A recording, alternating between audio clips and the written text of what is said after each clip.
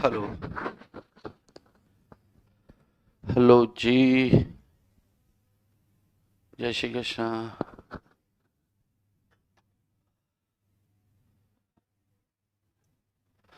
हाँ जी। बहुत कम कम लोग आए हो। आज अपेक्षा नहीं थी क्या क्लास हो पाएगी? मैसेज डाला तो था, नहीं डाला था क्या? फिर क्यों काय को नहीं है? क्या मालूम।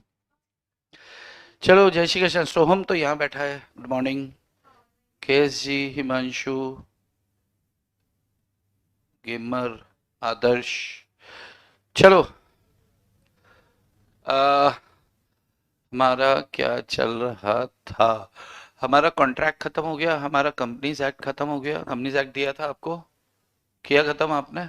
नहीं किया। कितने लोग ने किया, ईमानदारी से बताओ। कितने लोग नहीं किए? आप लोग क्यों नहीं किए यार? दो? अच्छा, 2 घंटे का बचा है। आप? तुम? जिनमें स्टार्ट ही नहीं किया। करो, स्टार्ट करो यार। इधर से किसका बचा है? किस किस ने देख लिया? बुक के साथ खत्म कर लिया? ओके। आईटी बबल बस शॉर्ट एक्सप्लेन कर दो। चलो। अभी अपना बचा है सेल्स, अपना बचा है पार्टनरशिप, अपना बचा है एलएलपी। सेल्स के ऊपर थोड़ी सी बात कर लेते हैं। Sales of goods act. शाबाश।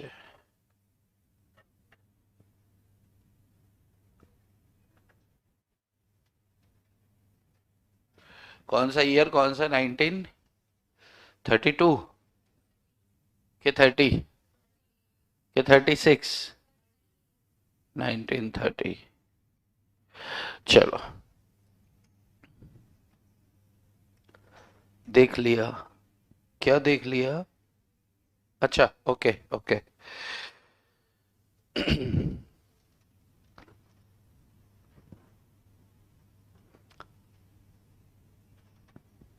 इसमें तो मैं आपसे क्वेश्चन भी पूछ सकता हूँ। सेल्स तो इजी एक्ट था और किया हुआ भी है आपका। बुक बुक रखे हो कोई आप में से? आता हूँ आपके पास। कोई पुस्तक लाए हो क्या? मॉड्यूल है आपके पास? मॉड्यूल ही है, बुक नहीं है? Book book book. अरे वाह। सब मुझसे पूछते हैं तू कौन देश से आई ना, जलेबी में। राधे राधे। आई रब्बा। चलो। Sale, hire purchase, sale, bill bill. Indian contract act.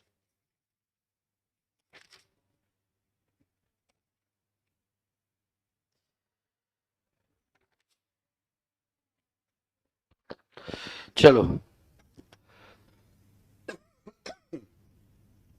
कुछ टर्म्स हैं, पहले कुछ टर्म्स डिस्कस कर लेते हैं। उसके बाद फिर एक फोटो याद है, स्टार्टिंग में अपन ने एक फोटो बनाया था जिसमें सेल बेलमेंट ये वो दुनियादारी बहुत सारी टर्म्स लिखी थी।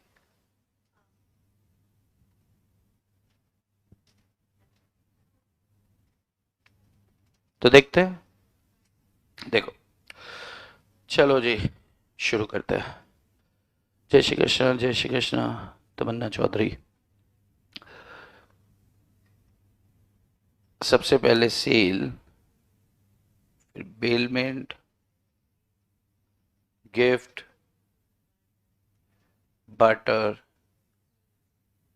प्लेज, मॉर्गेज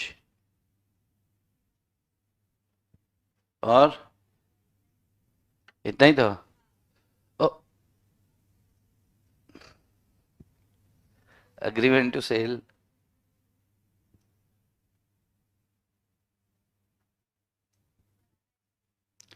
बनाना नहीं है, एप्पल है। बनाना चाहिए तेरे को। बनाना नहीं मिलेगा आज। नो बनाना डे। Work contract.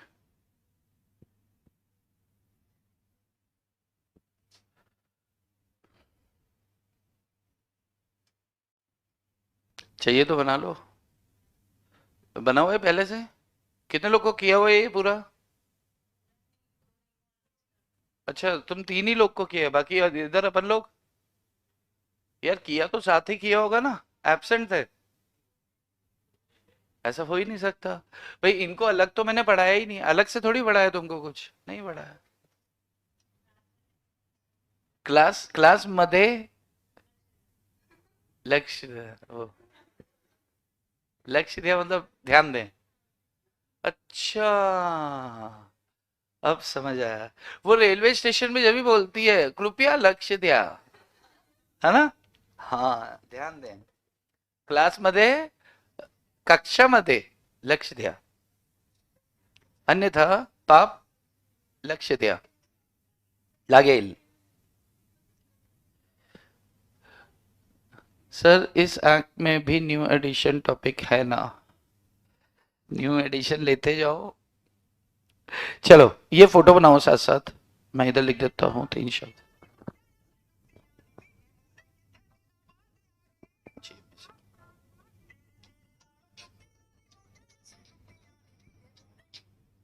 हेलो।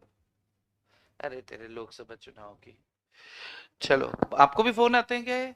मैं ये बोल रहा हूँ, आप बिल्कुल हमारे राजस्थान में एक है, बहुत आते हैं, सीपी जोशी साहब हैं, उनका फोन आता है। चलो, एक पहला शब्द क्या लिखते हैं अपन? Possession. Second word ownership, and third word is consideration. Consideration, sale. अब ध्यान से सुनते जाओ, फटाफट फटाफट खत्म करेंगे इसको। चैप्टर आज खत्म नहीं होगा, लेकिन इतना हो जाएगा कि खत्म हो जाएगा। कहने का अर्थ यह है कि कंसेप्चुअली कहते हैं ना सेल के अंदर क्या है, वो आज खत्म हो जाएगा और कल चैप्टर भी खत्म हो जाएगा, 2 दिन के अंदर चैप्टर हो जाएगा ओवर। और एक बार अच्छे से आपको ये कर ही चुके हो, आप 4-5 दिन दे चुके हो इसके ऊपर। अरे यार अब ऐसे मत देखो, देख चुके हो ना, कर चुके हो ना इस चैप्टर को, कि पहली दफा कर रहे हो? कितने लोग पहली बार कर रहे हैं? आप? नहीं, भूषण तुम्हारे आगे। अबे तुझे कह रहा हूँ पीछे क्या दिखता है, तो तुम कौन बोला पहली बार? आप बोले पीछे तुम। तो पहली बार कौन कर रहा है इसको? चलो, पोजीशन का मतलब क्या होता है? माल का पोजीशन आप समझते हैं? सेल के अंदर पोजीशन ट्रांसफर, ट्रांसफर, ट्रांसफर, ठीक है। सेल, सेल का मतलब होता है माल को बेचना। सेल का मतलब क्या होता है? माल को बेचना। तो जब हम माल को बेचते हैं, अगर ये कैलकुलेटर मैं आपको बेचना चाहता हूं, ये कैलकुलेटर अगर मैं आपको बेचना चाहता हूं, मान लो ये कैलकुलेटर मेरा है और मैं ये कैलकुलेटर आपको बेचना चाहता हूं, तो ये कैलकुलेटर मैं आपको दूंगा, उसके बदले में आपसे पैसे ले लूंगा, ठीक है? अब ये कैलकुलेटर हमेशा के लिए आपका हो जाएगा। हमेशा के लिए आपका हो जाएगा मतलब क्या? ऑनरशिप ट्रांसफर होगी। ये कैलकुलेटर मैं आपके हाथ में रख दूंगा, इसका मतलब पोजीशन ट्रांसफर हो जाएगा। तो पोजीशन और ऑनरशिप दोनों ट्रांसफर होगी। तो यहां पर हम टिक लगा देंगे इसमें। सेल के अंदर पोजीशन भी ट्रांसफर होता है, ऑनरशिप भी ट्रांसफर होती है, और कंसीडरेशन इन कैश होता है। कंसीडरेशन कैसे होगा? इन कैश होगा। मैंने इसके बदले में क्या लेना है? आपसे पैसे लेना है। अगर इसके बदले में मैं आपसे दूसरा कैलकुलेटर ले लेता हूं, तो क्या ये सेल रहेगा कि बार्टर कहेंगे? बार्टर। यानी कि बार्टर में भी क्या होता है? पोजीशन ट्रांसफर होता है, ओनरशिप ट्रांसफर होती है, लेकिन आपका कंसीडरेशन क्या होता है? इन काइंड होगा। तो यही सेल बार्टर कहलाएगी। यही सेल बार्टर कहलाएगी। बार्टर मतलब क्या होता है? Exchange of goods. यस, उसमें ओनरशिप भी ट्रांसफर होती है, पोजीशन भी ट्रांसफर होता है, और कंसिडरेशन कैश की जगह काइंड में दिया जाता है, कुछ के बदले कुछ। तुम मुझे खून दो, मैं तुम्हें आजादी दूंगा। ये क्या था? बार्टर एग्रीमेंट था। उनसे खून लेके क्या मिला? उनको आजादी। उसके बदले में पैसा मिला क्या? नहीं। अगर मान लो कि मैंने आपको ये कैलकुलेटर दिया, ये मेरा कैलकुलेटर है, और हमेशा के लिए दे दिया, यानी कि ऑनरशिप भी ट्रांसफर हो रही है, और उसके बदले मैंने आपसे कुछ नहीं लिया, तो इट अमाउंट्स टू गिफ्ट। यानी कि यहां पर क्या होगा कि पोजीशन ट्रांसफर हो रहा है, ऑनरशिप ट्रांसफर हो रहा है, लेकिन कंसीडरेशन नहीं है, तो यही सेल गिफ्ट कहलाएगा। Yes, okay. बेलमेंट क्या होता है कि जैसे मान लो ये कैलकुलेटर है, ये कैलकुलेटर मैं आपको दे रहा हूं, लेकिन आपको कुछ काम है इसलिए दे रहा हूं, आप अपना काम निपटा कर ये कैलकुलेटर मुझे वापस कर देंगे। यानी कि पोजीशन तो ट्रांसफर कर रहा हूं, लेकिन एक पर्टिकुलर पर्पस पूरा होने के बाद आप मुझे वापस कर देंगे। तो फिर क्या मैं इसका ओनरशिप आपको ट्रांसफर कर रहा हूं? क्या नहीं कर रहा हूं। पोजीशन ट्रांसफर हो रहा है, ओनरशिप ट्रांसफर नहीं हो रहा है। कंसीडरेशन हो भी सकता है, नहीं भी हो सकता, मेरी मर्जी हो तो मैं आपसे 10 रुपए चार्ज कर लूं। It amounts to bailment. Yes. Pledge क्या होता है? गिरवी रखना। प्लेज और बेलमेंट के ऊपर अपन डिटेल में डिस्कस कर चुके हैं। मैं आपको ये कैलकुलेटर दे रहा हूं क्योंकि मुझे 100 रुपए की जरूरत है, मैं आपको बेच नहीं रहा हूं। ये कैलकुलेटर का मान लो 300 रुपए प्राइस है, मुझे 100 रुपए की अर्जेंट जरूरत है। मैंने बोला भाई पैसे दे दे यार, उससे बोला ऐसे कैसे दे दूं? मैंने कहा काम कर, ये रख ले, ये तेरे पास रख ले, जब मेरे पास 100 रुपए आएंगे मैं तुझे देकर अपनी चीज वापस ले जाऊंगा। यानी कि पोजीशन ट्रांसफर हो रहा है, ओनरशिप ट्रांसफर नहीं हो रही है।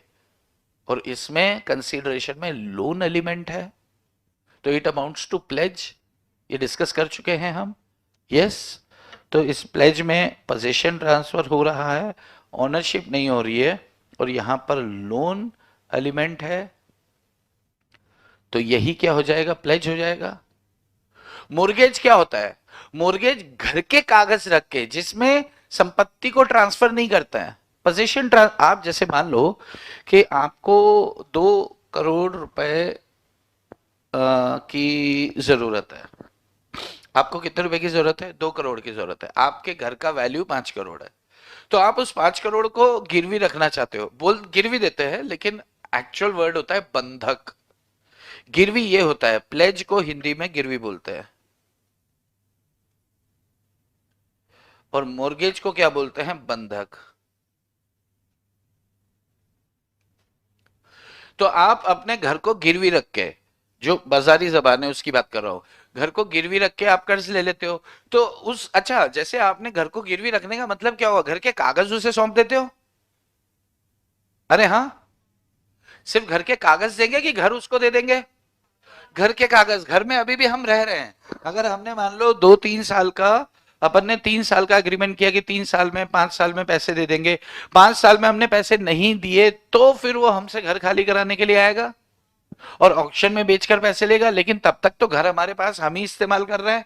क्या घर उसको ट्रांसफर कर रहे हैं? नहीं कर रहे हैं। यानी कि पोजीशन ट्रांसफर नहीं किया जाता है। ऑनरशिप, ऑनरशिप ट्रांसफर कर ही नहीं रहे हैं अपन, उसको कागज रख कर पैसे ले रहे हैं, पैसे चुकाएंगे, अपने कागज वापस ले लेंगे। यानी कि मालिकाना हक भी उसे ट्रांसफर नहीं कर रहे हैं।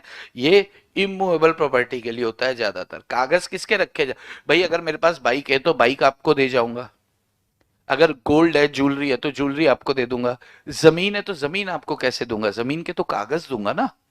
यस। तो ये जनरली इमूवेबल प्रॉपर्टी के लिए होता है।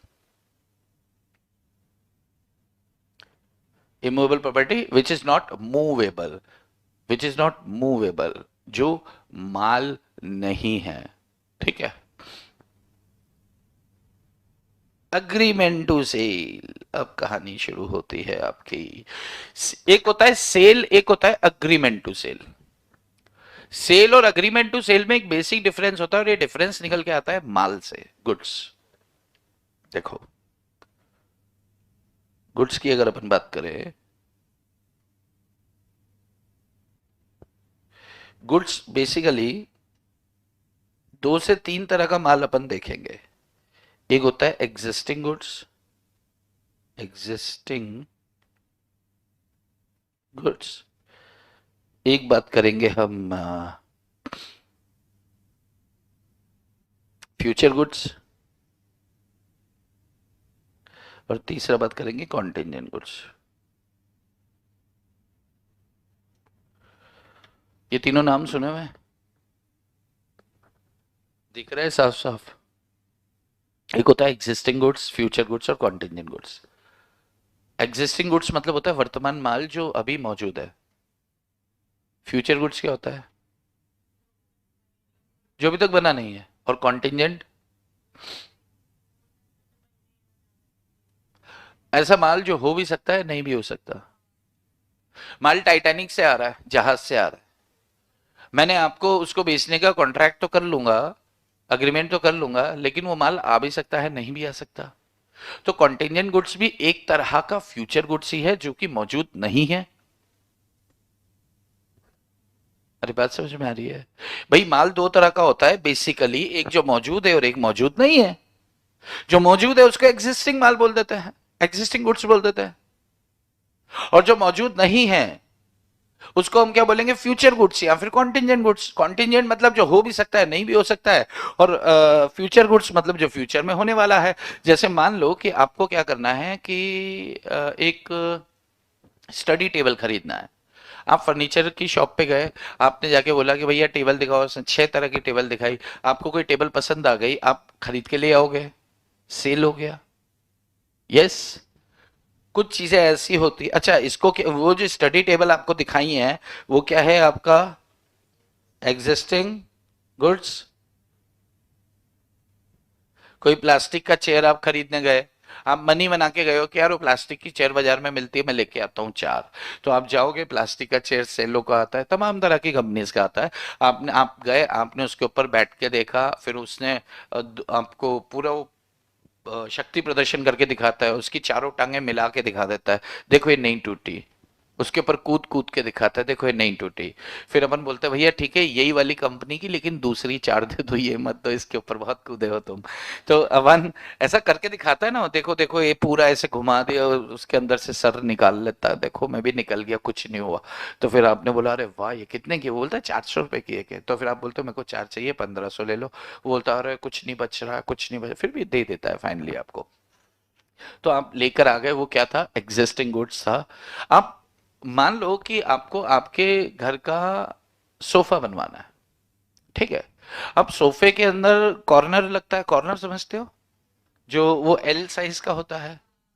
तो कॉर्नर अलग से बनता है और इधर का 3 और 2 सीटर अलग से बनता है।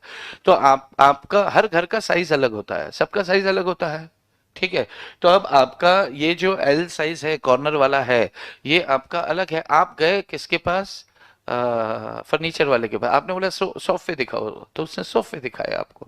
आपने बैठ बैठ के उछल उछल के देख लिया, फिर आपने जब उसको नापा तो वो आपके मेजरमेंट में नहीं आ रहा है। फिर आपने क्या बोला, मेरे को यही वाला चीज ये कलर में, ये कलर में, ये साइज में मेरे को चाहिए।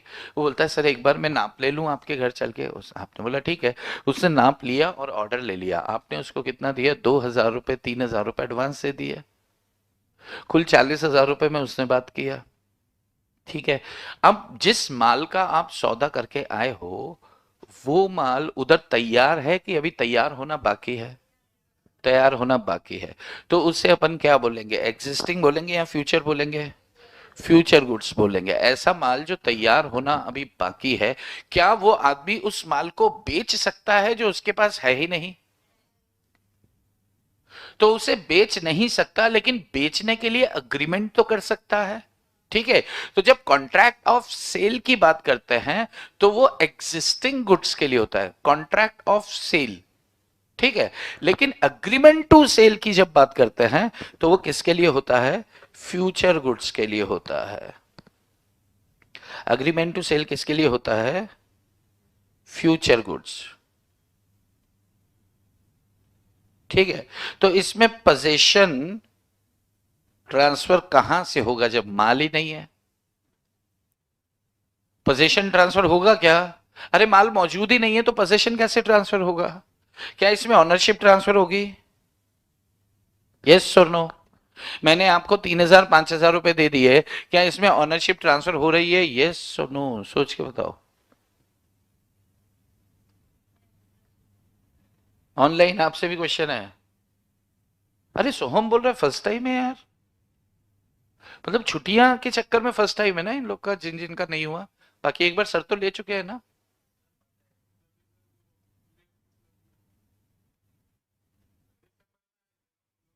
हाँ।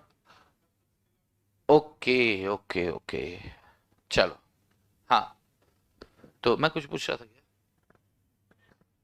ओनरशिप ट्रांसफर, हाँ, ओनरशिप ट्रांसफर होगी या नहीं होगी एग्रीमेंट टू सेल में?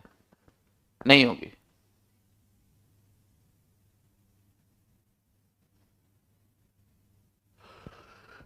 ओनरशिप ट्रांसफर नहीं होगी? आप तुम कह रहे हो तो कैसे होगी ओनरशिप ट्रांसफर? होगी नहीं, जब माल ही नहीं है तो फिर ओनरशिप कहां से ट्रांसफर होगी? अच्छा, ओनरशिप ट्रांसफर होने से क्या होता है? ओनरशिप ट्रांसफर होने का मतलब क्या होता है? गुड्स के मालिक आप बन जाओगे। गुड्स के सारे रिस्क और रिवॉर्ड्स ये भी ट्रांसफर हो जाते हैं। मतलब अब उस माल से संबंधित जितना रिस्क होगा वो आपका होगा, और उस पे जितना ही आ गया, इतना सुंदर है। तो उससे बोला हाँ सुंदर तो बहुत है। आपने बोला कितने का दोगे? तो फिर उसने बोला बस 20,000। आपने बोला बस 20,000? मैं तो स्टूडेंट हूँ, मैं तो ऐसे जेब से पैसे निकाल के दे सकता हूँ, 8,000 रुपए तक का दिखाओ। तो उससे बोला कि अरे 8,000 में कम सुंदर आएगा। तो आपने बोला नहीं नहीं, मुझे तो 8,000 तक का दिखाओ। तो उसने दिखाया कि 9,200 है। आपने सोचा चलो 1,200 रुपए में और डाल देता हूँ, 1,200 रुपए में और डाल देता हूँ अपनी जेब से। आपने 9,200 रुपीज जेब से निकाला है और आपने उसको पेमेंट किया। अभी बिल नहीं बना है, अभी सिर्फ पेमेंट हुआ है, ठीक है। और मोबाइल आप देख ही रहे हो, अचानक से एक बंदा आता है, आपके हाथ से मोबाइल छीन कर चले जाता है। यानी कि क्या हो जाता है? मोए मोए। पेटी पेटी मतलब हारमोनियम और ढोलकी के ऊपर जब बजते थे गाने बहुत पुराने समय में, तब का ही। तो अ, अब नुकसान किसका हुआ? दुकानदार का कि आपका? पैसे आप दे चुके, आपके हाथ से लेके भागो, आपके हाथ से। बिल नहीं बना, यानी कि ऑनरशिप अभी ट्रांसफर नहीं हुआ है, ऑनरशिप ट्रांसफर नहीं होगा। अच्छा, आपके हाथ से अचानक से टूट जाता है, वो गिर जाता है, तो नुकसान आपका कि उसका? नुकसान उसका। नुकसान उसका, अभी ट्रांसफर नहीं हुआ है। नुकसान की भरपाई आपसे करवा सकता है, लेकिन नुकसान सारा उसका। भाई ऐसा होता है ना, अब तो तुम ही रखो, क्यों रखो? स्क्रीन डाल, क्या टूटा है उसका पैसा ले। और अब मेरे बिकेगा नहीं तो मेरी मेरी कोई जवाबदारी थोड़ी। कई बार ऐसे फंस पड़ेगा वो, दुकानदार आपके ऊपर टेपने की कोशिश करेगा पूरा कि तुम ही लेके जाओ। अरे काय को लेके जाओ रे, नहीं चाहिए मेरे को। उसका वैल्यू खत्म हो गया, जितना वैल्यू खत्म हुआ उतना पैसा ले ले। इसका मतलब ये नहीं कि आप किसी की दुकान में जाके तोड़ दो जानबूझ के और उसका नुकसान भरने की कोशिश करो, ठीक है। वो आपको तोड़ भी सकता है, तो एक्ट तो बाद में आएगा जब कोर्ट में जाएंगे, उससे पहले आपका हिसाब हो चुका होगा, ठीक है। तो चुपचाप पैसे दे देना जो मांग रहा है वो, ठीक है। अब कंसिडरेशन यहां पर होता है, यस, कैश में ही होता है। भाई है तो सेल, आज नहीं तो कल सेल। अग्रीमेंट टू सेल, कल को सेल बनेगी। एग्रीमेंट टू सेल बड़ी होके क्या बनेगी? सेल। जैसे आप बड़े होके क्या बनने वाले हो? सीए। तो ऐसे ही अग्रीमेंट टू सेल बड़े होके क्या बनेगी? सेल बनेगी। ये कब सेल बनेगी? जब माल तैयार हो जाएगा। अभी माल तैयार नहीं हुआ है। तो जब जब गुड्स रेडी टू डिलीवर हो जाएगा, तो फिर ये अग्रीमेंट टू सेल से सेल में तब्दील हो जाएगा। यस। अच्छा, मान लो कि आप एक वो खरीदने गए, क्या खरीदने गए? कार। कार खरीदने गए। आप चार्टर्ड अकाउंटेंट बन गए हो, आप सीए हो। सीए बनने के बाद आप क्या लोगे? कार लोगे। यस। अभी आप बेकार हो। बेकार मतलब अभी आपके पास कार नहीं है, यानी कि बे मतलब बिना कार के हो। तो अभी आप क्या हो? बेकार हो। लेकिन जब सीए बन जाओगे तो आप क्या हो जाओगे? आप विद कार हो जाओगे। अभी विदाउट कार हो। तो जब आप कार खरीदने के लिए गए, मान लो कौन खरीदने गया कार? ये रिद्धि। रिद्धि कार खरीदने गई, रिद्धि सिद्धि, सिद्धि, सिद्धि कार खरीदने गई। कार खरीदने गई तो वहां पे इनको एक कार बहुत ज्यादा पसंद सी। अब भी से इनका ड्रीम है कि कार लेनी तो वही लेनी। तो ये शोरूम में पहुंची, शोरूम में जाकर पूछा कि मुझे कार दिखाओ। कौन सी कार थी? नैनो। नैनो। भाई इतनी सुंदर कार है। अरे हाँ, अगर नैनो यहाँ नहीं बनी होती और आप कभी विदेश में घूमने जाते तो आप उसे सुंदर ही कहते। वो तो यहाँ पे क्योंकि उसका वैल्यू कम है, सस्ती है, इसलिए हमें थोड़ा ऐसा लगता है। वरना उसका हेड स्पेस, उसका लेग स्पेस, मतलब बहुत स्पेशियस कार है वो। आपने देखा कितने लोग बैठे हैं उस नैनो के अंदर? बहुत ज्यादा स्पेस है ना। ऊपर ऐसे ऊंची है बिल्डिंग, लिफ्ट ऐसे है, बिना लिफ्ट के बहुत ऊंचा, पैर वैर सब खुला खुला, बैठो एकदम एकदम बढ़िया है वो। बस ये कि कोई साइकिल वाला भी सामने से आ जाएगा ना, वहां के अंदर आपके साथ बैठ जाएगा, क्योंकि आगे से प्रोटेक्शन नहीं है, और एकदम से आके बैठ जाएगा। बाकी उसका एसी बहुत अच्छा है, स्पीड उसकी बहुत अच्छी है, मैंने चलाई है उसको, एक मित्र के पास थी मेरे।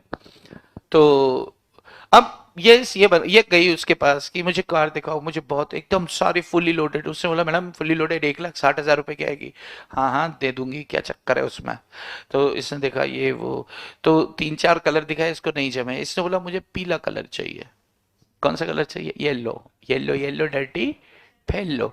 तो इसको येलो कलर चाहिए था, इनको येलो कलर चाहिए था।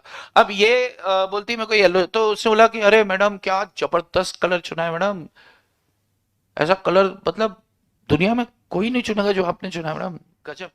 तो फिर उसने बोला मैम वो 7 दिन लगेंगे, आ जाएगी। तो इसने बोला ठीक है मंगवा दो। इसने 10,000 रुपये उसके मुंह पे मारा, एडवांस दे दिया कुछ, और उसके बाद ये घर आ गई। क्या यहाँ पर सेल हुआ है कि agreement to sell? Agreement to sell हुआ है। अब मान लो कि वो कार जहां से भी अपन यहाँ है, मान लो कहाँ, बॉम्बे से आ रही है, तो वो बॉम्बे से आ रही है। अब बॉम्बे से क्या है कि आपने बोला कि वो चला के ला रहा है, गाड़ी को चला के ला रहा है, सिंगल गाड़ी है। उससे बोला कहाँ गाड़ी में गाड़ी रख के लाए, नहीं तो गाड़ी में गाड़ी आती है, लंबे लंबे ट्रक होते हैं उसके अंदर। अब वो क्या कर रहा है, वहां से चला के ला रहा है, तो एक टेस्ट ड्राइव भी हो जाएगी और मैडम के लिए पीले कलर की कार भी आ जाएगी। कार भी बड़ी तैयार होके आ रही है, ओ मैं सिद्धि के पास जा रही हूँ, मुझे सिद्धि के घर जाना है, ऐसे करके वो नाचती कूदती आ रही है बढ़िया। अचानक से एक ट्रक ने उसे देख लिया, ट्रक की बुरी नजर उस पर पड़ गई। ट्रक आया एकदम जोर से पीछे से आया और उसकी पीछे की जोर से ठोक ठोक दिया उसको, तो उसकी पीछे की बैकलाइट टूट गई। तो नैनो को चोट लगी। नैनो ने बोला आ, तो अब उसकी जो बैकलाइट टूट गई है, तो वो लाइट इनकी टूटी है या शोरूम की टूटी है? मतलब उसका नुकसान कौन वहन करेगा? बट पैसे दे चुकी हैं, गाड़ी इनकी है, पीली वाली है, इनके लिए आ रही है, लेकिन इसका नुकसान कौन बियर करेगा? शोरूम बियर करेगा। तो इस पर एक केस बन के आता है, इस चीज का ध्यान रखना अग्रीमेंट टू सेल में। अच्छा, एक चलो टर्म आपको लिखवाऊंगा मैं बाद में। आपने जनरल प्रॉपर्टी स्पेशल प्रॉपर्टी सुना है? जनरल प्रॉपर्टी का मतलब क्या होता है? मालूम नहीं? जनरल प्रॉपर्टी, हाँ जी, ownership, very good. General property term इस्तेमाल होता है, general property general property transfer हुआ, इसका मतलब क्या होता है? ओनरशिप ट्रांसफर हुआ। और अगर ये लिखा आता है स्पेशल प्रॉपर्टी ट्रांसफर हुआ, इसका मतलब क्या होता है? पोजीशन ट्रांसफर हुआ। तो आप थोड़ा सा फंस मत जाना, क्योंकि कई बार ओनरशिप और पोजीशन डायरेक्ट आपको लिख के नहीं दिया जाएगा। General property in goods is transferred, general property in goods is transferred. अभी आपको ओनरशिप शब्द कहीं नहीं मिल रहा है, इसका मतलब क्या है कि मालिकाना हक हस्तांतरित हो गया है, ट्रांसफर हो गया है। Special property in goods transferred, इसका मतलब क्या है कि आपका आपका पोजीशन ट्रांसफर हो गया है। तो that general property, special property, ठीक है, ओके। अब हाँ, तो अग्रीमेंट टू सेल के अंदर ना तो जनरल प्रॉपर्टी ट्रांसफर हो रहा है, ना स्पेशल प्रॉपर्टी ट्रांसफर हो रहा है। सेल के अंदर ये दोनों चीजें ट्रांसफर हो जाती हैं, ठीक है। कंसीडरेशन का ये जरूरी नहीं कि, देखो कंसीडरेशन कैश में होता है, ठीक है, लेकिन ये जरूरी नहीं कि कैश तुरंत दिया जाए, उधार भी होता है, क्रेडिट सेल भी होती है। तो इंपॉर्टेंट क्या है कि पोजीशन ट्रांसफर हो गया, हाँ हो गया। दूसरी बात क्या, ओनरशिप ट्रांसफर हो गया, यानी कि general property transfer, special property transfer, yes बिल्कुल ट्रांसफर्ड। और तीसरी बात क्या, कंसीडरेशन कैश में है, यस कैश में है, लेकिन पेमेंट टर्म्स इसकी क्या है, कुछ समय बाद दिया जाएगा। 10,000 अभी दे देंगे, बाकी इंस्टॉलमेंट बन जाएगी। तो भी सेल डिपेंड करता है कि कई बार वो सेल क्रेडिट सेल होता है, कई बार इसी को वो हायर परचेज एग्रीमेंट में लिख देते हैं, यस, हायर परचेज भी इसके आगे ही लिख देता हूं मैं। लेकिन मेरा एक छोटा सा सवाल ये है, एक छोटा सा सवाल ये है, क्या अग्रीमेंट टू सेल और सेल में फर्क क्लियर है? दोनों में फर्क का प्रादुर्भाव, ओरिजिनेशन स्टार्ट कहां से होता है? फर्क दोनों में स्टार्ट होता है गुड्स किस तरह का है। अगर एग्जिस्टिंग गुड्स की बात करेंगे तो कॉन्ट्रैक्ट ऑफ सेल होगा, कॉन्ट्रैक्ट ऑफ सेल मतलब कंप्लीट हो चुका। और अग्रीमेंट टू सेल कब होगा? जब फ्यूचर गुड्स।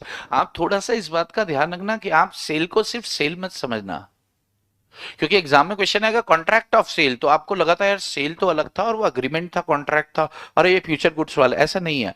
कॉन्ट्रैक्ट का मतलब होता है जो कंप्लीट हो चुका है, तो कॉन्ट्रैक्ट ऑफ सेल। और अग्रीमेंट जो पूरा होना अभी बाकी है। अग्रीमेंट आगे चल के कॉन्ट्रैक्ट बनता है जब सारी शर्तें पूरी हो जाती हैं। तो अग्रीमेंट टू सेल में फ्यूचर गुड्स की बात है। जब फ्यूचर गुड्स बन के तैयार हो जाएगा, आपको डिलीवर हो जाएगा, ठीक है, पेमेंट टर्म्स आपकी तय हो चुकी हैं। जब आपको डिलीवर हो जाएगा तो पोजीशन और ओनरशिप दोनों डिलीवर हो जाएंगे। और जब ओनरशिप डिलीवर हो जाएगा, यानी कि general property in goods transfer हो जाएगा, तो फिर रिस्क और रिवार्ड सारे आपके होंगे। आपके पास डिलीवर होने के बाद आप गाड़ी को लेके गए और घर में घुसे, और घुसे तो क्या किया?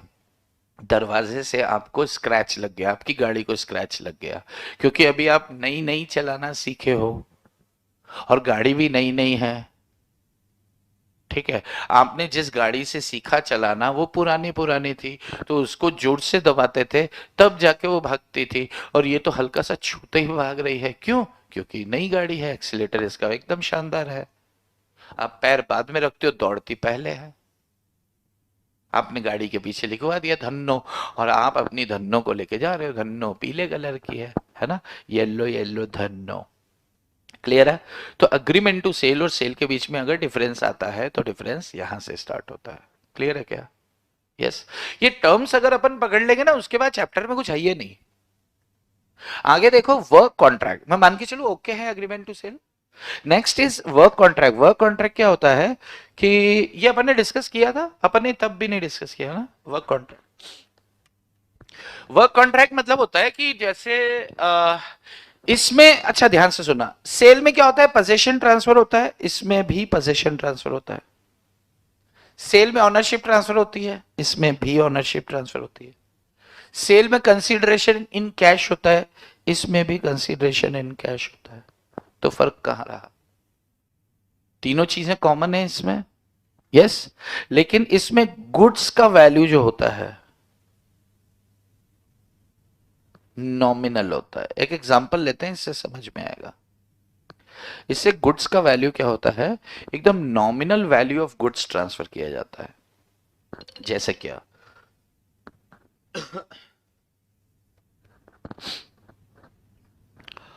आ, जैसे एक बात बताओ कि आप शर्ट स्टिच कराते हो कि रेडीमेड खरीदते हो? रेडीमेड। और सूट रेडीमेड या स्टिच कराना पड़ता है? सूट स्टिच कराना पड़ता है।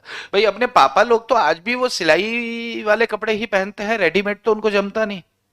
उनको फंसता है तो वो जरा सा भी इधर उधर होता है तो वो गुस्सा करता है। तो वो क्या बोलते हैं? भाई मैं तो अपना दर्जी से, दर्जी बोलते हैं। दर्जी कौन? टेलर। जिसकी मर्जी होगी हमारा कपड़ा सिलने का, उसको दर्जी बोलता है। तो मान लो कि आपको कोई फंक्शन है आपके घर में, और आपको कुर्ता फंक्शन में जनरली मराठी लोग कुर्ता पजामा पहनते हैं, है ना? तो आपको कुर्ता पजामा पहनना है। आप कुर्ता पजामे के दो ऑप्शन हैं, या तो बाजार से खरीदो या फिर आप स्टिच करा लो। आपको एक बहुत अच्छा कपड़ा कहीं से मिल गया और आप उसको डिजाइनर अपने दर्जी से सिलवाना चाहते हो। आपने उसको दिया, ध्यान से सुनना, आपने उसको कुर्ता दिया, कुर्ता दिया या शर्ट पैंट का कपड़ा दिया, सूट का कपड़ा दिया, वो सूट सिल के देगा आपको। तो मान लो आपने शर्ट पैंट का कपड़ा उसको दिया या कुर्ता, जो भी आपने कपड़ा दिया, उससे वो क्या बोलेगा कि आपने बोला कितना स्टिचिंग चार्ज? उसने बोला 700, 700 रुपये लेगा। तो आपने बोला ठीक है, 700 रुपये में आपका शर्ट और पैंट दोनों स्टिच करके देगा। ठीक है, आपने उसे क्या दिया? कपड़ा। उसके बदले में वो क्या दे रहा है आपको? आपका कपड़ा वापस कर रहा है। अरे हाँ, लेकिन अच्छा, आपको, आपने जब उसे कपड़ा दिया तो उसने आपको शर्ट बना के दिया, आपको, आपने उसको बटन दिया था कि उसने लगा के दिया? उसने लगा के दिया, जिप उसने लगा के दिया। कॉलर का ये जो कड़क कड़क क्या बोलते हैं इसको, कैनवास होता है जो भी बोलते हैं इसको, ये भी उसने लगा के दिया है। आपने तो नहीं, ये मटेरियल नहीं दिया था। और आपसे कितने रुपए चार्ज कर रहे हो? 700। अब मुझे एक बात बताओ, बटन उसने आपको ट्रांसफर किया है शर्ट के साथ, क्या ये बटन हमेशा के लिए आपका हो गया या अभी भी उसका है? हमेशा के लिए आपका। मतलब कभी भी झगड़ा हो जाता है, शर्टें फट जाती हैं, बटन उछल गए, बटन आके नीचे गिरता है, तो पूरे विश्व के विरुद्ध उस बटन पर आपका अधिकार है। ओए, ये बटन मेरा है। अरे हाँ, आप ही लेके जा सकते हो। जैसे कोई उठाने लगेगा, आप क्या बोलोगे? भैया मेरा है, तो वो पीछे हो जाता है ना। अरे होता है कि नहीं होता है? यस। तो उस बटन पे पूरे विश्व के विरुद्ध, इसे कहते हैं राइट इन रेम, पूरे विश्व के विरुद्ध, यानी कि अगेंस्ट द वर्ल्ड आपका अकेले का उसके ऊपर राइट है। तो उसे क्या बोलेंगे? राइट इन रेम बोलते हैं। सुना है ये शब्द, राइट इन रेम, राइट इन पर्सोनम? चलो हम पढ़ेंगे तब देखेंगे। तो पूरे विश्व के विरुद्ध आपको उस बटन पे अधिकार है, यानी कि वो बटन आपका है, यानी कि आप, ऑनरशिप है आपकी। उसने जो धागा यूज किया है, वो धागा आप दिए थे कि उसने दिया है? उसने दिया है। ये जो कैनवास कॉलर के अंदर यूज किया है, उसने दिया है। जिप उसने यूज किया है। हुक, बटन जो भी लगाता है पैंट के अंदर, वो सब उसने दिया है। ये सारा माल उसने आपको दिया है, यानी कि पोजीशन ट्रांसफर हुआ है, ओनरशिप भी ट्रांसफर हुई है। और इस माल का वैल्यू कितना होगा? मुश्किल से 30 से 40 रुपए। हद पकड़ लो तो 50 रुपए। भाई 5 रुपए का धागा, 5 रुपए के बटन, 5 रुपए का कैनवास, 10-15 रुपए का जिप वगैरह, ये वो सब मिला के तो 50 रुपए पकड़ लो, हद है। 50, 50 लगता नहीं है, 20-30 रुपए, 40 रुपए का खर्चा उसका आता है। तो 40 रुपए का माल उसने 700 में आपको बेचा है। यस। अब मान लो सेल्स टैक्स वाले उसको पकड़ लेंगे, तो वो क्या बोलेगा? अरे साहब, मैंने माल थोड़ी बेचा। नहीं, तूने माल बेचा, तूने बटन बेचा उसको, तूने कैनवास बेचा उसको। यानी कि सेल की सारी शर्तें पूरी हो रही है ना। उसने आपको बटन ट्रांसफर किया, हमेशा के लिए आपका हो गया, बदले में पैसे लिए उसने। क्लियर है? तो वो डिपार्टमेंट को क्या बोलेगा, सेल टैक्स को, कि नहीं साहब, मैंने तो क्या किया है कि ये बहुत नॉमिनल वैल्यू का है, ये तो एज ए फ्री दे रहा हूं मैं जो 700 रुपए चार्ज कर रहा हूं, अपनी मेहनत के चार्ज कर रहा हूं। बात समझ में आ रही है? हो सब कुछ वही रहा है। अभी प्रैक्टिकली सोचो, मान लो हमारा पंखा खराब हो गया, इस पंखे को सुधारने वाले को हमने बुलाया, ठीक है? अरे, तो ये पंखा सुधारने वाला आता है और हमको बोलता है भैया 200 रुपए हम चार्ज लेंगे। हमने बोला ठीक है, ले लो। वो आया और इसके अंदर उसने थोड़ा सा ग्रीस लेकर आया था, वो लगाया और एक वॉशर लगाया और ये सही हो गया। अब वो ग्रीस और वॉशर की कीमत 10 रुपए, लेकिन उसने हमें माल ट्रांसफर तो किया कुछ तो। लेकिन वो क्या बोलेगा? साहब, नॉमिनल वैल्यू का कुछ था, मैं तो अपनी सर्विस के पैसे ले रहा हूं। तो ये सेल से बाहर निकाल के इसे वर्क कॉन्ट्रैक्ट में डाल दिया जाएगा। चाहे सेल की सारी शर्तें पूरी हो रही हैं, चाहे सेल की सारी शर्तें पूरी हो रही है, लेकिन इसे यहां से निकालकर कहां डाल दिया जाएगा? वर्क कॉन्ट्रैक्ट में। बात समझ में आ रही है? जब नॉमिनल वैल्यू का गुड्स ट्रांसफर हो रहा है, नॉमिनल वैल्यू का गुड्स ट्रांसफर हो रहा है, पोजीशन भी ट्रांसफर हो रहा है, ओनरशिप भी ट्रांसफर हो रहा है, कंसीडरेशन कैश में मिल रहा है, जब सारी शर्तें पूरी हो रही हैं, तो वो सेल कहलाता है। अभी जैसे प्रैक्टिकली सोचो, मैंने एसी खरीदा, एसी खरीदा, उससे बोला साहब इंस्टॉल, मैंने कहा इंस्टॉल भी करके जाओ। उससे बोला इंस्टॉलेशन समेत 45,000। मैंने बोला ठीक है। 42,000 रुपए का उसका एसी था, 3,000 इंस्टॉलेशन के चार्ज कर रहा है। अब वो जब वो एसी लगाने आया, इंस्टॉल करके गया, तो अब मुझे एक बात बताओ, उसे सेल मानेंगे या वर्क कॉन्ट्रैक्ट मानेंगे? एसी का सेल मानेंगे या वर्क कॉन्ट्रैक्ट मानेंगे? सेल मानेंगे यहां पर। अरे यहां पर मेजर वैल्यू गुड्स का है।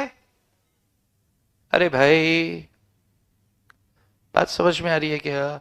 अगर मैंने एसी इंस्टॉल करवाया है तो वो क्या बोलेगा? मैंने तो मेहनत करी, माल तो थोड़े से पैसे। अरे भाई, माल 45,000, 42-43,000 का माल है, और 1-2 हजार तू सर्विस चार्ज ले रहा है, तो इसे सर्विस कॉन्ट्रैक्ट नहीं, इसे सेल ही कहेंगे। बात पकड़ में आती है क्या? यस, किसी भी दुकान पे लेने जाऊंगा वही एसी 43 में मुझे मिल रहा है, तो मैं क्या मान के चलूंगा, 2,000 रुपए इंस्टॉलेशन के ले रहा है ये। उसने क्या बोला, सर इंस्टॉल करके कंप्लीट आपके घर पे पहुंचा के कंप्लीट 45,000 रुपए। तो इसे मैं सर्विस या वर्क कॉन्ट्रैक्ट कहूंगा या सेल कहूंगा? इसे सेल कहेंगे। क्यों? क्योंकि नॉमिनल वैल्यू की सर्विसेज है, तो इसे सेल की तरफ वजन ज्यादा है।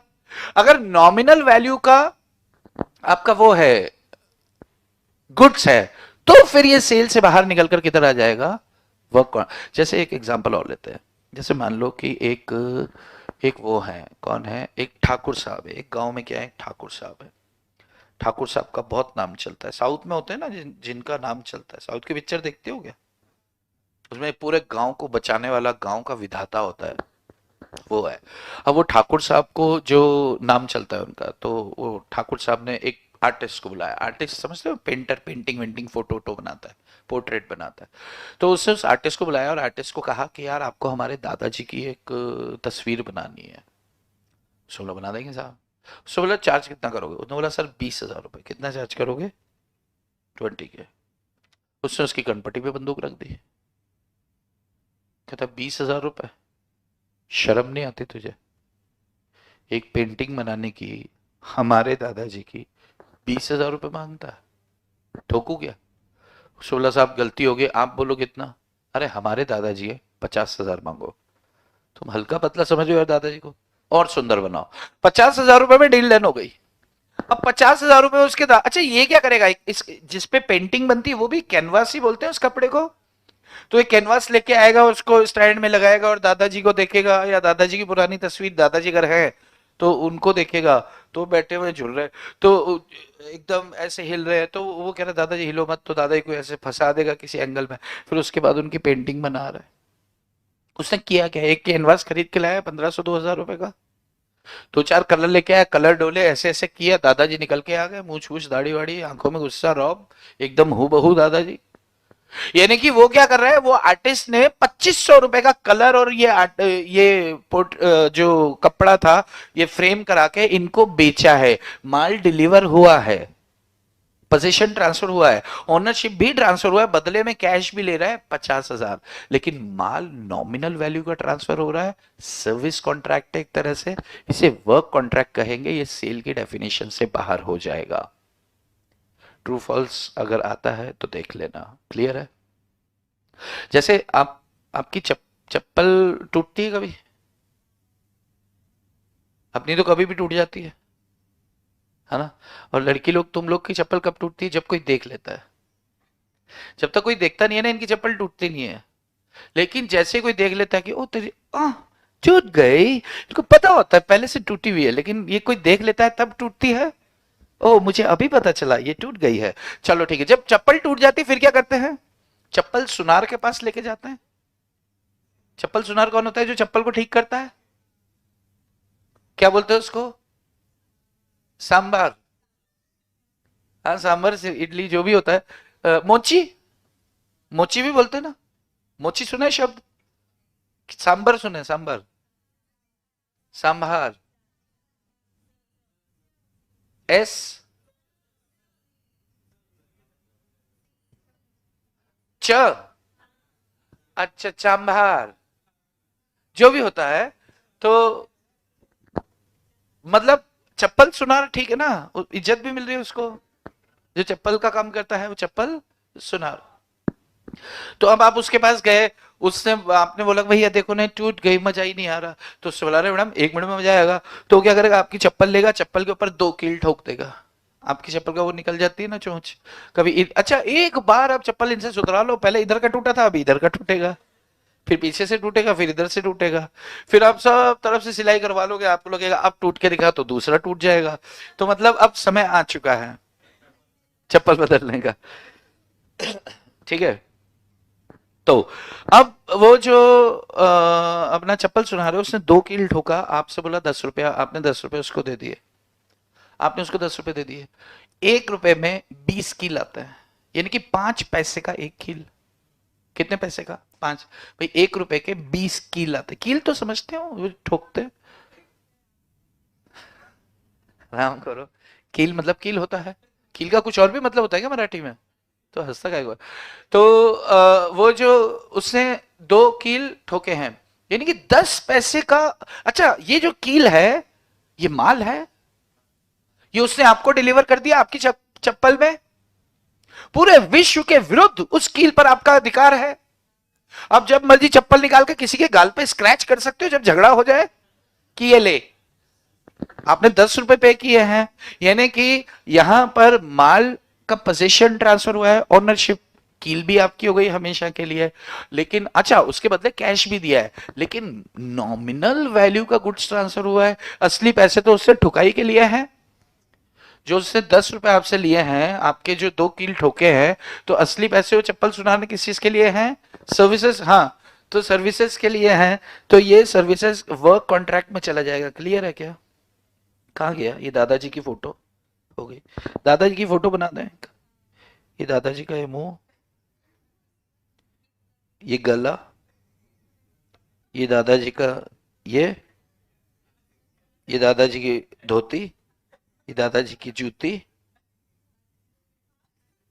दे रहे, आने दो, हाथ भी आ रहे हैं। दादाजी के ऊपर शॉल थी, अचानक से उड़ गई शॉल। ये दादाजी का एक हाथ, नमस्ते करने दादा।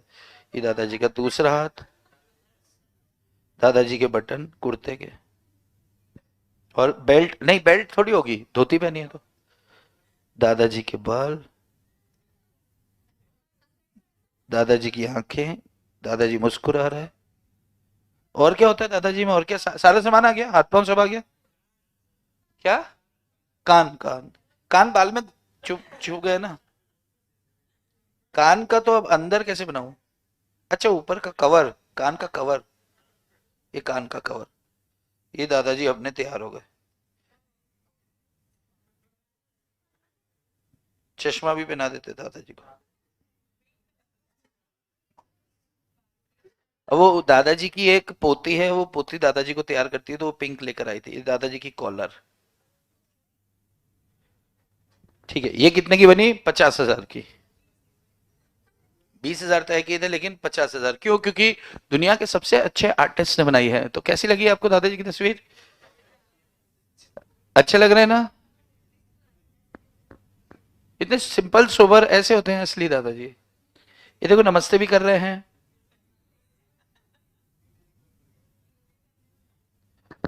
ये असली मसाले सच सच। वो आता था ना, ऐड आता था ना, वो मर गए बेचारे, मालूम है क्या? वो असली वाले जो पुराने थे ना, उनकी डेथ हो गई। एंड तक, अंतिम समय तक आए दादाजी तो हेनरी का मार्गरेट, हेनरी का मार्गरेट जैसे हैं, लग रहे हैं।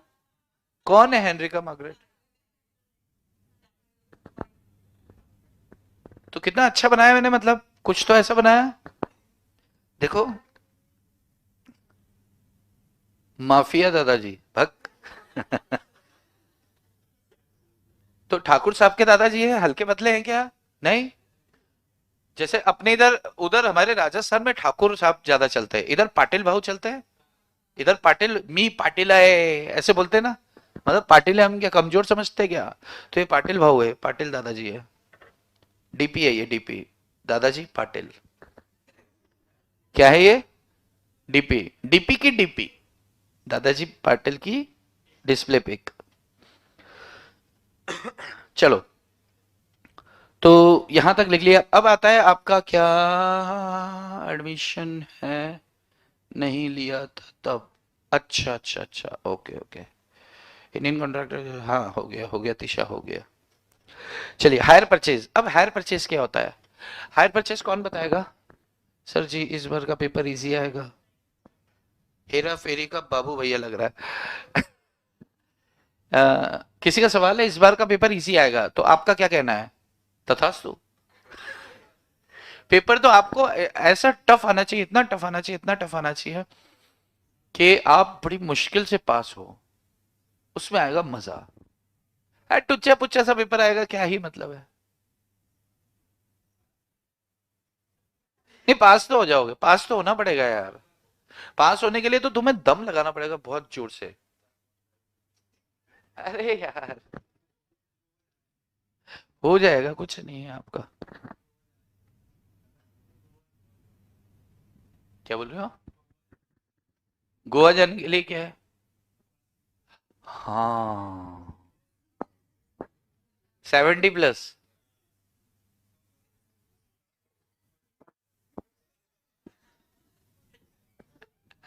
45+। 45+ पे अपन कहाँ जाएंगे कहीं? अबे 45+। 45+ पे कोई ऑफर होते हैं क्या? कुछ नहीं होता है। 45+ पे तो पास ही नहीं होते हैं। पास ही 50 के ऊपर होते हैं। अरे 50 तो लाने पड़ते हैं ना। आउट ऑफ 400 200 तो चाहिए आपको। तो आपको फेल होने पे गोवा जाना है?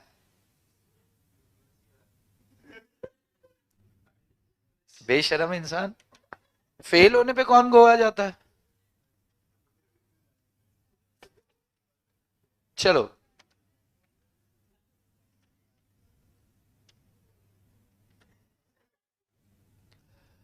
हायर परचेज और सेल में क्या होता है?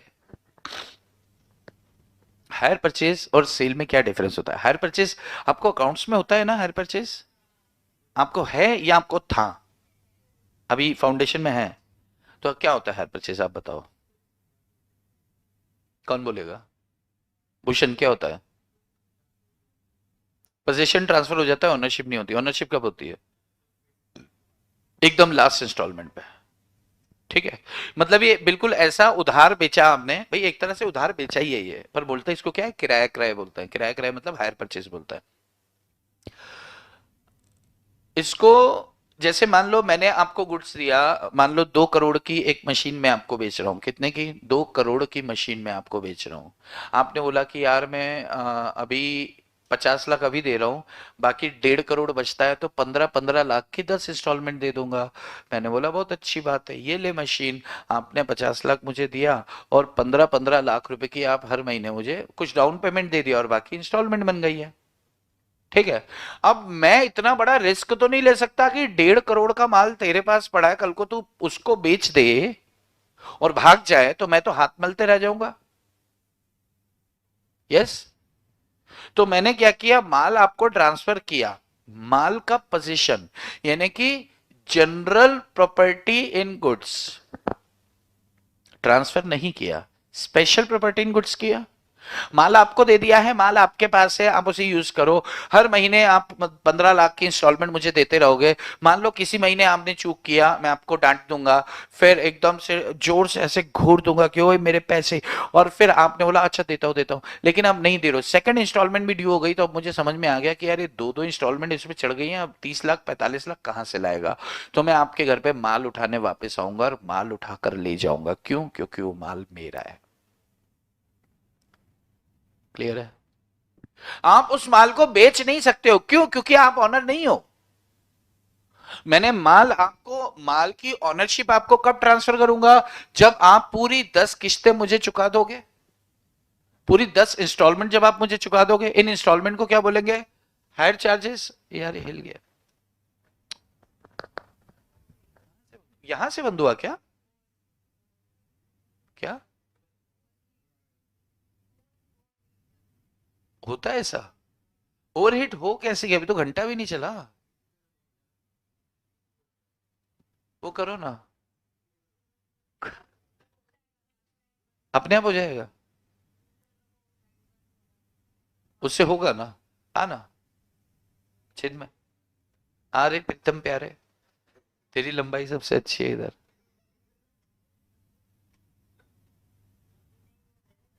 वो बता रही है, उसको पूछना।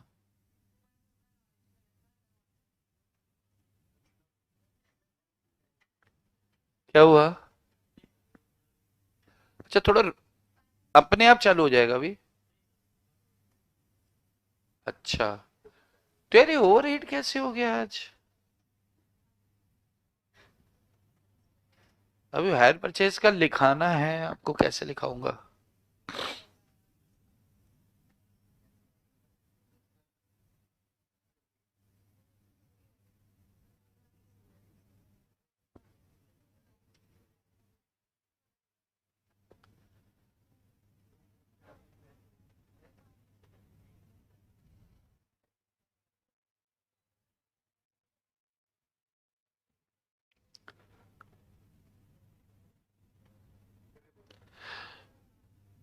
चलो एक काम करो, एक टी बनाओ, लिख लो।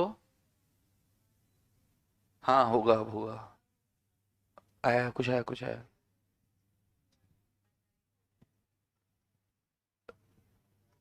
यस, यस सचिन है। हेरा फेरी के बाबू भैया। चलो, मेरे यहाँ से हिलाने से होगा? नहीं, यहाँ से हिलाने से कुछ नहीं होने वाला। चलो तो एक तरफ लिखो सेल, एक तरफ लिखो हायर परचेज। एक तरफ लिखो सेल, एक तरफ लिखो hire purchase.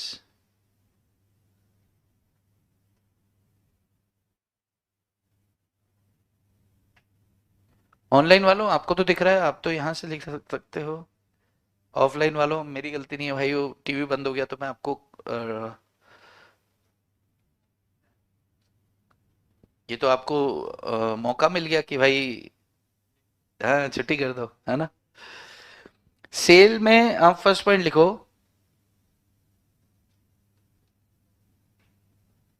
General property in goods. Sale में फर्स्ट पॉइंट लिखो, general property in goods transfer to buyer immediately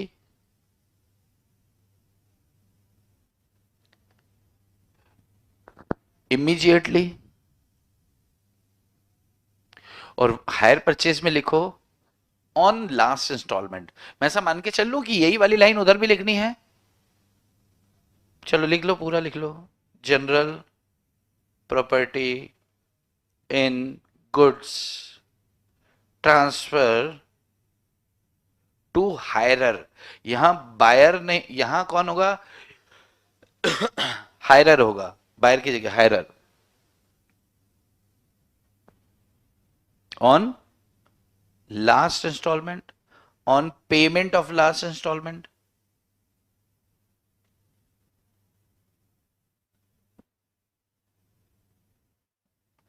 on payment of last instalment, पहला पॉइंट।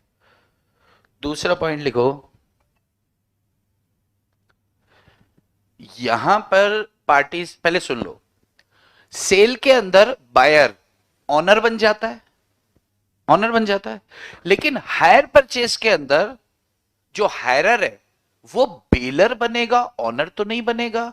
ऑनर तब बनेगा जब ऑनरशिप उसके पास आएगी। यस, अभी ऑनरशिप उसके पास नहीं आई है लेकिन माल आ गया है, तो बेलमेंट हो रहा है यहां पे। बात समझ में आ रही है? तो वो बेली बनेगा, सॉरी बेलर नहीं, वो क्या बेली बनेगा यहां पर। ठीक है, तो इधर लिखे हैं इधर मतलब नहीं नहीं, इधर मतलब सेल वाली साइड, सेल वाली साइड लिखे पोजीशन ऑफ बायर डैश करके लिखना, possession of buyer dash owner. और वो साइड में लिखना possession of hirer bailee, possession of hirer क्या हो जाएगा? बेली हो जाएगा।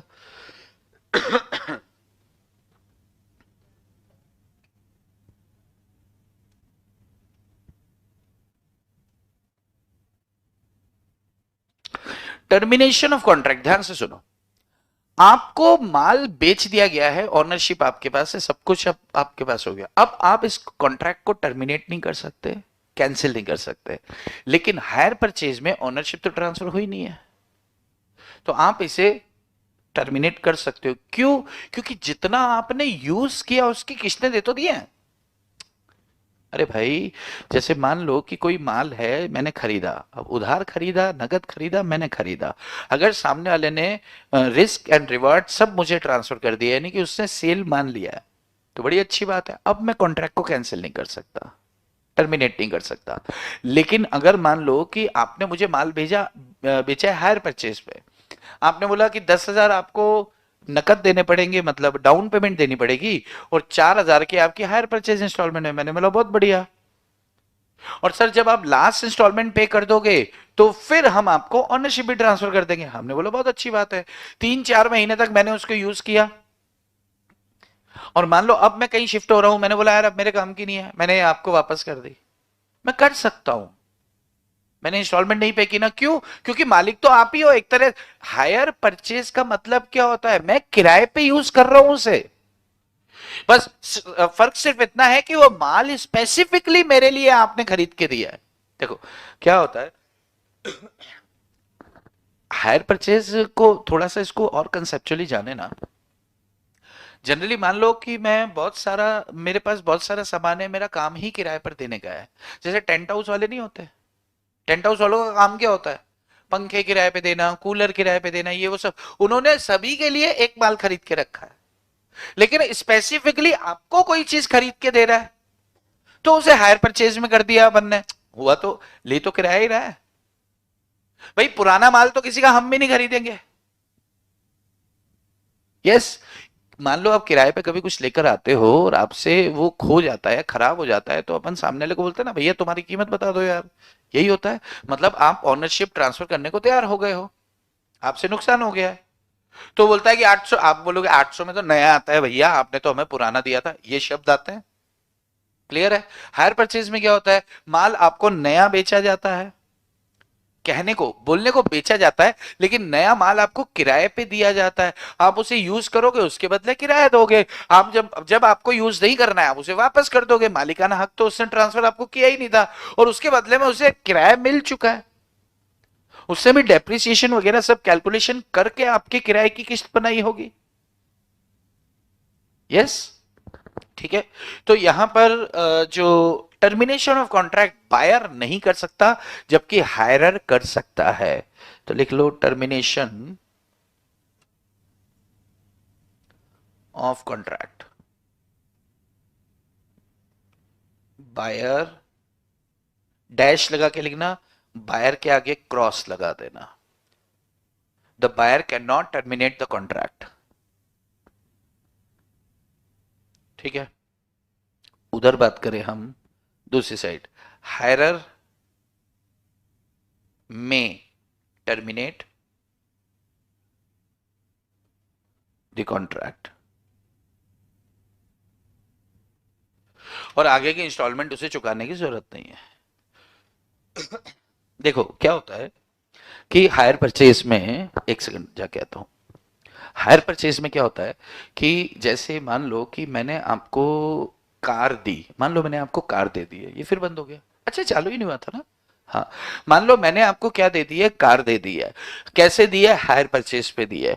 तो मैंने उसका, मान लो कार की कीमत है 10 लाख रुपए, मैंने 2 लाख रुपए आपसे ले लिए। ठीक है। अब मैं क्या सोच रहा हूं कि अगर ये कार 1 महीने पुरानी हो जाती है, तो ये 9 में तो बिकेगी आराम से। बट मैंने 2 लाख तो आपसे ले ही लिए। 1 महीने बाद आप कैंसिल भी करते हो, तो आप मान लो 8 महीने की मैंने इंस्टॉलमेंट बना दी, 1-1 लाख की 8 महीने की, तो 8 महीने में मेरे पास पूरा 10 लाख आ जाएगा। तो मैंने इंस्टॉलमेंट, डेप्रिसिएशन वगैरह सब कुछ मार्केट रेट के हिसाब से तय किया। मैंने बोला 1 महीने बाद अगर ये कार वापस भी दे जाता है, तो 8.5-9 लाख में बड़े आराम से बिकेगी, लेकिन इससे तो मुझे 3 लाख आ जाएगा। 2 लाख डाउन पेमेंट और 1 लाख रुपए इंस्टॉलमेंट। 2 महीने में यूज करता है, मेरे पास 4 लाख आ जाएगा, बड़े आराम से 8 में बिकेगी। तो जो यहां पर वेंडर होता है ना, हायर वेंडर जो होता है, जो बेच रहा है, वो क्या करता है, उसकी इस तरह से रेट तय करता है, जो इंस्टॉलमेंट इस तरह से बना के देता है कि यार उसकी डेप्रिसिएशन के बाद भी उसके मार्केट वैल्यू बचे एसेट की। ठीक है। तो हायरर अगर कैंसिल करना चाहे, टर्मिनेट करना चाहे, टर्मिनेट कर दो, आगे की इंस्टॉलमेंट देने की जरूरत नहीं है। लेकिन सेल के केस में आप कॉन्ट्रैक्ट को कैंसिल नहीं कर सकते, आपको बचा हुआ प्राइस चुकाना ही पड़ेगा, क्योंकि आपके साथ हायर परचेज एग्रीमेंट नहीं हुआ है। बात समझ में आ रही है? ऑनरशिप आपको तुरंत ट्रांसफर कर दी है, लेकिन किस्तें बना ली है, सिर्फ नाम हायर परचेज नहीं दिया, उसको क्रेडिट सेल नाम दे दिया। तो अब आप बोलते हो आपने 4 इंस्टॉलमेंट। देखो क्रेडिट सेल के अंदर क्योंकि माल वापसी का कोई ऑप्शन नहीं होता, इसलिए वो आपकी छोटी इंस्टॉलमेंट भी बना सकता है। वो आपसे पूछता है 1 साल की बनाओ कि 3 साल की बनाओ कि 5 साल की बनाओ, वो ब्याज जोड़ लेता है उसमें, भूषण क्लास में आ जाओ, वो ब्याज जोड़ लेता है, लेकिन वो बहुत नॉमिनल सी इंस्टॉलमेंट बनाता है आपकी जेब के हिसाब से। अब आपने एक महीने में ही घसीट के रख दिया एसेट को और बोलते हो ये वापस ले लो, नहीं नहीं अब वापस नहीं होगी भैया, आपको पैसे पूरे चुकाने पड़ेंगे, नहीं तो हम केस कर देंगे। लेकिन अगर हायर परचेज है तो वो उस हिसाब से तय करता है, क्यों? क्योंकि वापसी का ऑप्शन उसमें रहता है, ओनरशिप ट्रांसफर नहीं हुई है। तो टर्मिनेशन ऑफ कॉन्ट्रैक्ट यहां पर बायर नहीं कर सकता, buyer can not terminate the contract and he is bound to pay the remaining price. Buyer is bound to pay the remaining price, उसको पूरा, उसको बचा हुआ पैसा उसको चुकाना ही है। लेकिन यहां पर हायरर में any time terminate the contract and he is not bound to pay the remaining installments। उसको बची हुई इंस्टॉलमेंट चुकाने की जरूरत नहीं है, he is not bound to pay the remaining instalments. तो यहां पे हायर परचेज में उसको फायदा है, इवन दोनों को फायदा है, ठीक है। हायर परचेज के खाते बुक्स वो तो बना चुके हो ना आप, नहीं बनाए हो? चौथा नेक्स्ट पॉइंट लिखो,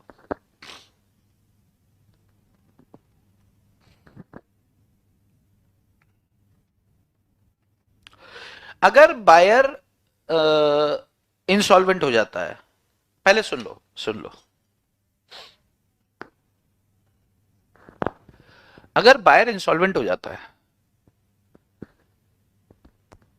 तो सेलर का रिस्क है, सेलर का रिस्क है।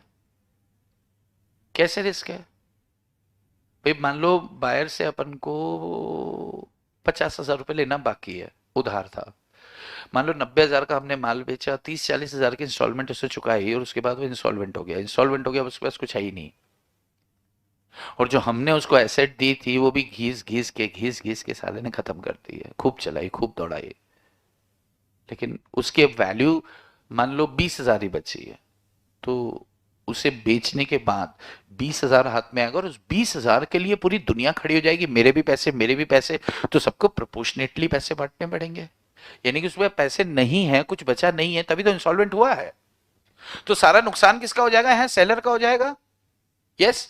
लेकिन हायर परचेज के केस में अगर हायरर इंसॉल्वेंट हो जाता है तो वो अपनी एसेट उठा के ला सकता है, क्यों? क्योंकि ऑनरशिप ट्रांसफर नहीं हुई थी। बात समझ में आ रही है? तो बायर के इंसॉल्वेंट होने पर रिस्क सेलर का होता है, जबकि हायरर के इंसॉल्वेंट होने पर रिस्क सेलर का नहीं होता। क्यों? क्योंकि ओनरशिप जो है ट्रांसफर नहीं हुई थी, तो माल अपना पूरा एज इट इज उठा। मान लो घसीट के रख दिया, 20 का ही बचा, ओ कोई नहीं यार 20 है तो 20 का ही उठा लाओ, क्योंकि हमने इंस्टॉलमेंट ही ऐसी बना रखी थी कि वो इंस्टॉलमेंट जो है वो हम इससे काफी कुछ रिकवर कर चुके हैं। बात समझ में आ रही है? ठीक है, तो इसको लिख लो आप। Seller takes risk, number 4, seller takes risk, seller takes risk of insolvency of buyer, insolvency of buyer। और जबकि वहां क्या लिखेंगे अपन? जो हायर वेंडर होता है, ऑनर होता है ना, यहां पे लिखो ऑनर, इधर हायर परचेज में लिखना owner does not takes risk of insolvency of hirer, of insolvency of हायरर।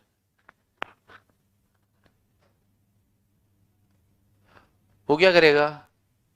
The owner will takes back his goods, अपना माल वापस लेकर चला जाएगा, उसको रिस्क है ही नहीं। जितनी इंस्टॉलमेंट उसकी आनी थी वो आ गई, उसके बाद अब वो दिवालिया हो गया, कोई चक्कर नहीं है, माल उठा के वापस ले आओ, अपन तो विन विन सिचुएशन में है। ठीक है, नंबर 5, एक पॉइंट और लिख लेते हैं। चलो 5,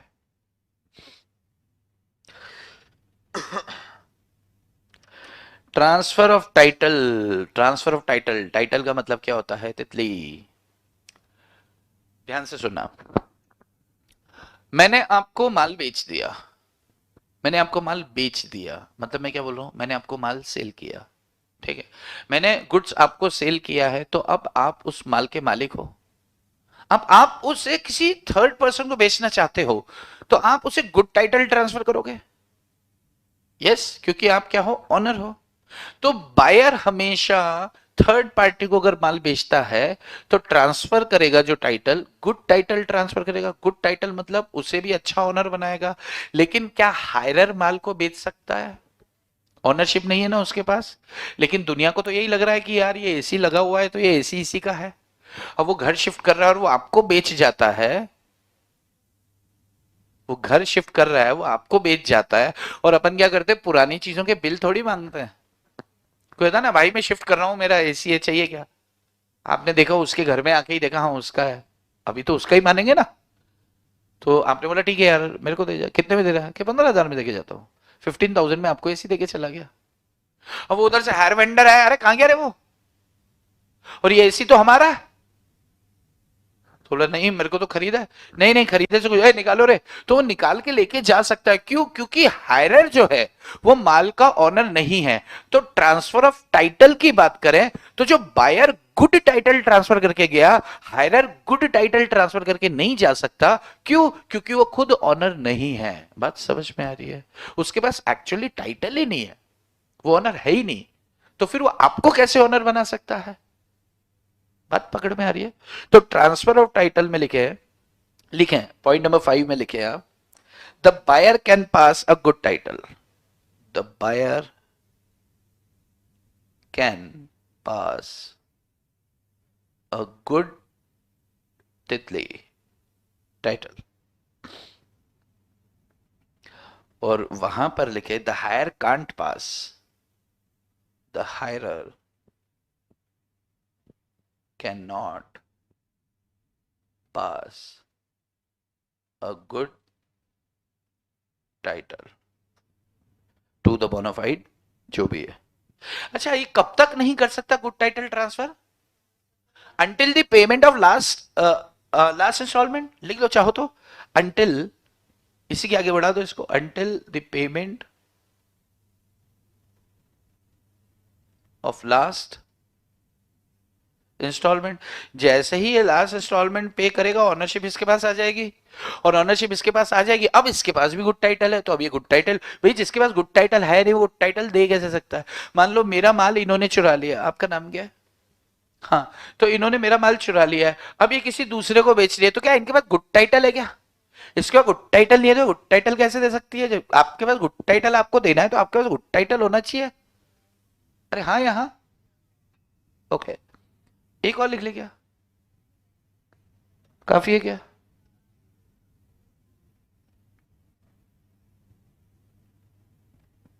एक पॉइंट इसमें देखे रख, अरे बकवास है यार, हम कर चुके बात।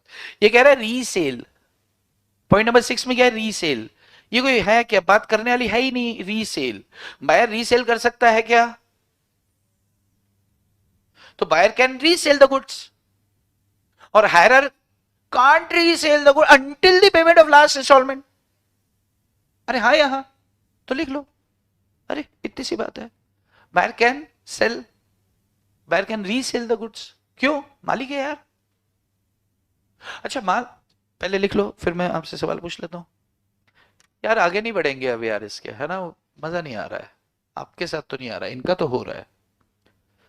लिख लो, बायर कैन, बायर कैन क्या लिखा था, buyer can resell the goods. क्यों? क्योंकि ऑनर है वो। और hirer can not resell the goods until the payment of last instalment. एक 4 से 5 नंबर का क्वेश्चन फंसता ही है, हायर परचेज और इसके बीच में डिफरेंस। देखो इसमें जब क्वेश्चन अगर आपको केस स्टडी जैसा कुछ आएगा ना, अगर, तो केस स्टडी एक कंडीशंस एंड वारंटीज करके भी हम इसमें कुछ पढ़ेंगे, कुछ होता है, टाइम पास होता है, तो उस पर केस स्टडी जैसा क्वेश्चन बनता है, या फिर गुड्स की डेफिनेशन पर केस स्टडी बनता है। ठीक है, otherwise sales of goods act flat chapter है, फ्लैट क्वेश्चन पूछे जाएंगे।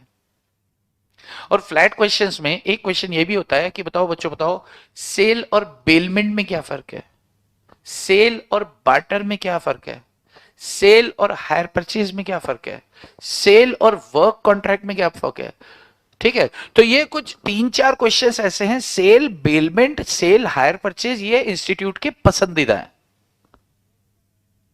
सेल, बेलमेंट और सेल, हायर परचेज, ये इंस्टीट्यूट के बहुत पसंदीदा है। तो हायर परचेज और सेल का डिस्टिंग्विश करने में बच्चा फंसता है। एक सेल अग्रीमेंट टू सेल, इसका भी पूछा जाता है। सेल आपको इसमें दिया है कि नहीं, शायद नहीं दिया है। अच्छा, इसमें 2-3 यूनिट है क्या? ओके, आगे होगा। 2 ही यूनिट है कि 3 है? 4 यूनिट्स है, ओके। अच्छा, कंडीशन वारंटी अभी लिखने का काम कुछ नहीं करते हैं, एक बेसिक डिस्कशन कर लेते हैं ताकि कल लिखा हुआ खत्म करेंगे उसको। अरे अग्रीमेंट टू सेल कहां दिया? सेल अग्रीमेंट टू सेल का डिस्टिंग्विश यहां पर नहीं है, शायद अनपेड अनपेड आ गया, सॉरी। 3.810, ओके। 10 10 10 10 10, ओके।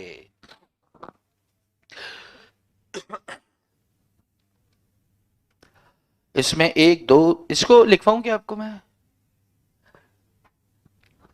चलो ठीक है, तो लिखने का काम जो भी रहेगा वो कल अपन डिस्कस करेंगे। बट सेल और अग्रीमेंट टू सेल के अंदर अपन को डिफरेंस क्लियर है, बेसिक डिफरेंस। ठीक है, झोला मत बंद करो, कर भी लो, अब बात कर रहे हैं सिर्फ। देखो, चलो आपके लिए एक छोटा सा होमवर्क है कि आपको इसमें 3 डिस्टिंग्विश देके रखे हैं। सेल अग्रीमेंट टू सेल है, इसको एक बार गो थ्रू करना, बहुत अच्छे से समझ में आए। अच्छा, जैसे इसमें दिया है कि क्या माल को दोबारा से, माल को रीसेल कर सकता है सेलर?